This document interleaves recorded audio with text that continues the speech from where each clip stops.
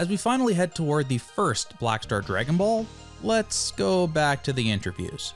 The question is worth asking. Why was Trunks and Pan chosen to accompany Goku into space? Why them specifically? Well, Maekawa is asked this question and he gives a pretty clear answer. When the conversation came to let's get back to our roots, the very first thing that came to mind was that we wanted a character corresponding to an early Bulma to go on the journey with him. But it would be unreasonable to have the Bulma of the GT era set out together with Goku just because of that. So Pan was chosen as the character who reminded us of the early Bulma. And when we were coming up with her personality as well, the staff were cognizant of giving her aspects similar to Bulma, such as her strong-willed nature and her extraordinary wherewithal, so she solidified as that sort of character. In that way, Pan was decided upon very smoothly. But with regards to the selection of the other character, I remember even the staff being really conflicted about it. That is to say, it wouldn't work if the chosen character was just strong. That's because they would be taking up the great struggle of being the one to hold back the easygoing Goku and the impetuous Pan. And so there were a variety of opinions, such as maybe Trunks would be good, or no, wouldn't Gohan or Goten be better?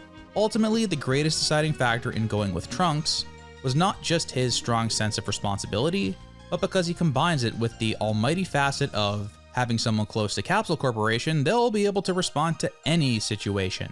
In short, we had Trunks shoulder the aspect of having the elements of Bulma that are impossible for Pan. If you think about it that way, even though she herself didn't stand out very much in the series, Bulma was a surprisingly large presence with regards to GT. Okay, so here's the thing. Pan is nothing like Bulma. Nothing at all. She's a young girl, and that's where the similarities end. Trunks is smart, I guess? He's the president of Capsule Corporation, so I guess he's smart? Even though he was kind of like a spoiled little smartass as a kid, I guess we can assume he's matured into an intelligent young man. So you take Pan, who is a girl, and Trunks, who is smart, put them together, and you get Bulma, whose character can be boiled down to smart girl. This is the sophistication and logic we get from the GT writing team. Dragon Ball GT doesn't even come close to replicating the dynamic we saw with Goku and Bulma at the beginning of the story. That dynamic was a very simple one. Goku was this weird little hillbilly who didn't know nothing about nothing, but he was unnaturally strong. Bulma was this super smart, rich girl with all this amazing technology, but she was completely defenseless. Of course, just from watching episode 1 of Dragon Ball, we see how perfectly they complement each other. Bulma has the radar that will lead them to the next Dragon Ball, but when there's trouble of any kind, Goku has to step in and help because Bulma is helpless if she is attacked in any way. In GT, that dynamic is gone completely. Trunks was a Super Saiyan when he was like 8. Pan, in theory, should be even stronger than Trunks was at her age. And of course, we have Goku, who can turn into a Super Saiyan 3 at any moment and blow up a planet in 2 seconds if he really wanted to. Watch as our heroes easily dispatch the first opponents they encounter out in space. Is this something Bulma would do? In Dragon Ball, there was tension. No matter how strong Goku was, if the bad guy got their hands on Bulma, that was trouble. She can't defend herself. In GT, you never for a second fear for Trunks or Pan like that. They're both incredibly capable and strong. They're not defenseless at all. If you're gonna do the Bulma dynamic, you'd need to bring in someone with 0 combat ability. What about Bra? Besides the obvious visual parallel to Bulma, we could tell the story that even though Vegeta is her father, Bra has never trained in her life. Her whole life has been peacetime, and she has no interest in fighting. But nonetheless, she wants to go to space on an adventure, taking after her mother. So she sneaks onto the ship, like we saw with Pan. She's a completely defenseless weakling at first. If a villain goes after her, like Bulma at the beginning of Dragon Ball, there's real tension. Then, over the course of the adventure, she slowly comes to realize just how strong she is.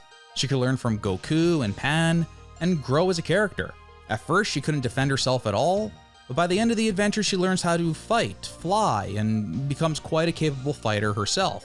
It would be like the Bulma dynamic from the beginning of Dragon Ball, that slowly morphs into the Gohan in DBZ dynamic, where she slowly learns how to use her crazy dormant powers that lay under the surface. I don't know, I came up with that in like 5 minutes?